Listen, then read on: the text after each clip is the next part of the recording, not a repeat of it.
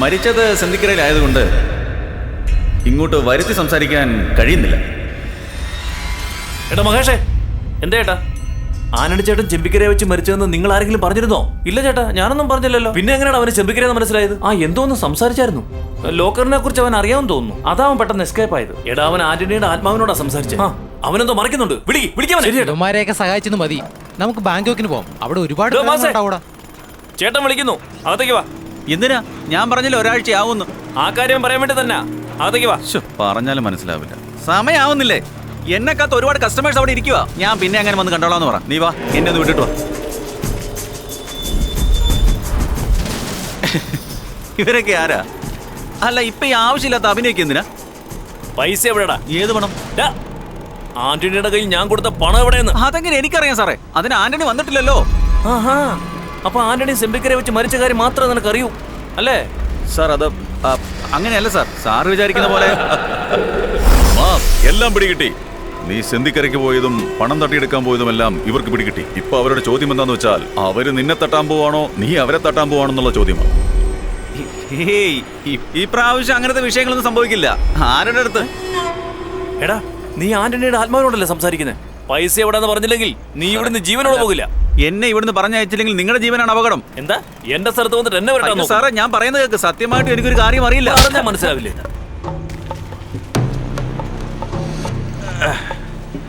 Okay, ഞാൻ സമ്മതിക്കാം. Okay, എന്തോക്കേടാ? അയ്യോ, ഞാൻ പറയുന്നത് നിങ്ങൾക്ക് മനസ്സിലാവുന്നില്ല. ഞാൻ പറയുന്നത് കേൾക്ക് സാറേ. മാറിപ്പോ. അയാളെ കൊണ്ടുപോയി AC റൂമിലെടുത്ത്. അതിന് ഞാൻ പറഞ്ഞതല്ലേ നിങ്ങളുടെ സമയം ചെയ്യലല്ലേ?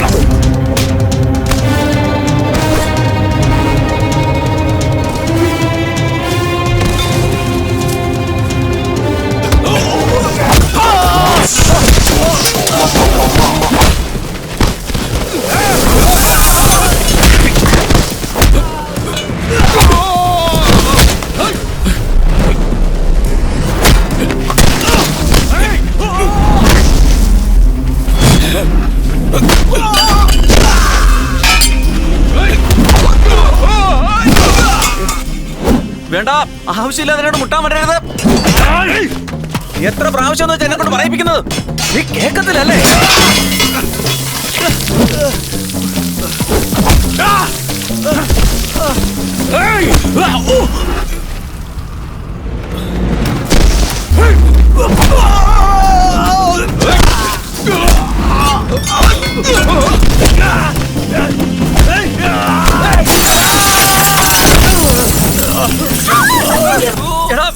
നീ പൊട്ടനാണോ?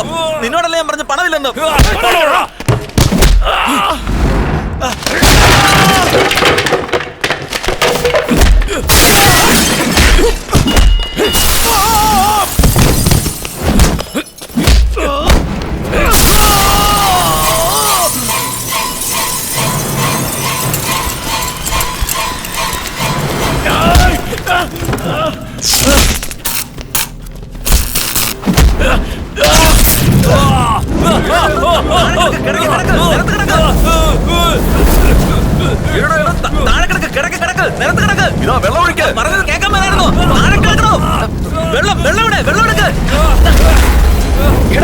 നീ എന്താണ് വെള്ളത്തിന് വരുന്നത്? അയ്യോ, തീ ആളിക്കത്തുവാണല്ലോ. അയ്യോ, പുറത്ത് പോകാനല്ലേ പറഞ്ഞേ? ഇത് മൊത്തം കത്തി നശിക്കാൻ പോ. വെളിയിലേക്ക് പോ. ഒരാൾ ചാകാൻ പോകാനാ പറഞ്ഞത്.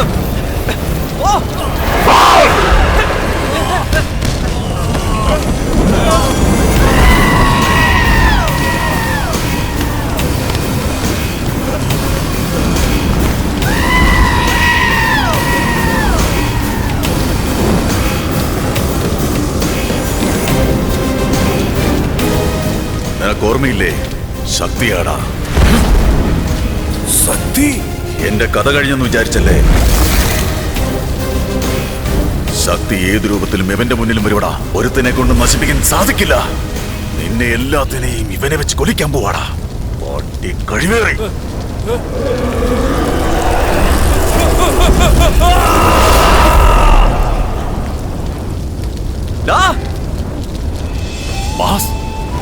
നീ ഇവിടുന്ന് പോയില്ലേ?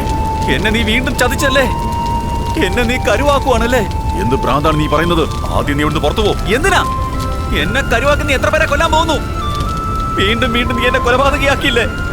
ഇവിടുന്ന് പോടാ. ഒന്ന് സമാധാനിക്കേ. പോകാൻ പറഞ്ഞില്ലേ? പോകാൻ പറഞ്ഞില്ലേ? പിന്നെ എന്നെ ശല്യം ചെയ്ത് വേഗം പോ. എന്താ പറയാൻ പോകുന്നത് കേൾക്കാനുള്ള മനസ്സിൽ നിങ്ങൾക്ക് ഇനി എന്താ പുതിയ കഥയാണ് പറയാൻ പോകുന്നത്? എടാ, നിന്റെ കഥയിലെ നായകൻ ഞാനാണോ? നിന്റെ മുഖം കണ്ടു കണ്ട് എന്റെ മുഖം കണ്ണാടി കാണുമ്പോ എനിക്ക് വെറുപ്പായി മാറുക. പോടാ, എന്റെ മുന്നിൽ എന്നെ വിട്ട് പോ. നീ വിചാരിക്കുന്ന പറയുന്നത് കേൾക്കടാ. ഒരക്ഷരം നിന്റെ എന്റെ കഴുത്തറക്കും ഞാൻ. ജീവനോട് ഇരുന്നിട്ടല്ല നീ എന്നെ കരുവെക്കുന്നത്. ഒറ്റയടിക്ക് പോയി കഴിഞ്ഞാൽ പറയണ ഹർക്കട്ടെ ഞാൻ. വേണ്ട, അപ്പൊ പോ. മര്യാദയ്ക്ക് പോകാൻ. ഞാൻ പോവാം.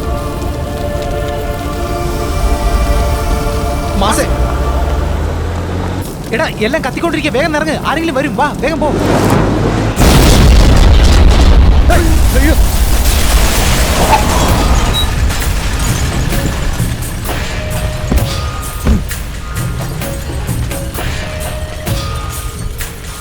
നീ എന്തിനാണ് ഇവിടെ വന്നത്?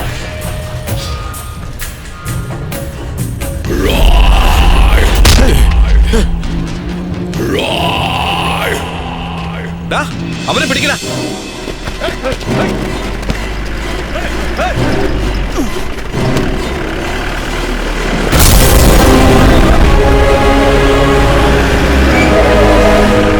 വണ്ടി കയറ്. പറയുന്നത് കേക്ക്. വാ, വന്ന് കയറാനാ പറഞ്ഞത്.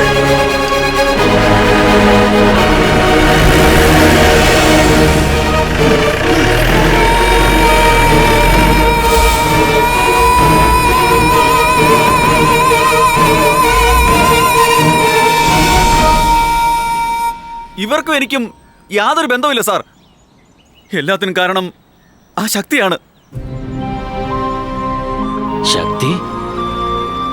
ശക്തിയല്ല, അവന്റെ പേര് മാസ്. ആന്റണി ഏട്ടൻ മരിക്കുമ്പോ സെന്തിക്കര ഫാക്ടറി ഞാൻ അയാളെ കണ്ടായിരുന്നല്ലോ. സെന്തിക്കരയിൽ ആന്റണിയെ കൊന്നത് അവനാണ്. MLA കൊന്നത് അവനാണ്. നിങ്ങൾക്ക് വേണ്ടപ്പെട്ട രണ്ടുപേര് മരിച്ചപ്പോൾ അവനും മരിച്ചു. മറ്റുള്ളവരെ തൂക്കിക്കൊല്ലുവാൻ വേണ്ടി കോടതി വിധിക്കുകയായിരുന്നു. നിങ്ങൾക്കും ശക്തിക്കും എന്താ ബന്ധം? നിർത്തടാ. ശക്തി ആരാന്ന് നിനക്ക് അറിയാമോ? അവൻ ആരാണെങ്കിലും എനിക്കെന്താ? എന്നെ എന്തിനാണ് ശല്യപ്പെടുന്നത്? അവൻ നിന്റെ അച്ഛനടാ. നിന്റെ അച്ഛൻ.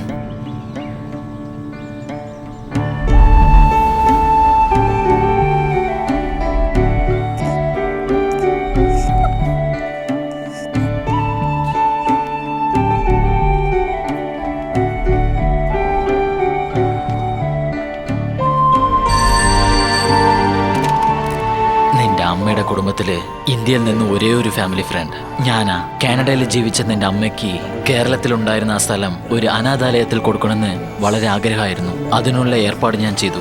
രജിസ്ട്രേഷന് വേണ്ടി അവർ ഇന്ത്യയിലേക്ക് വന്നു.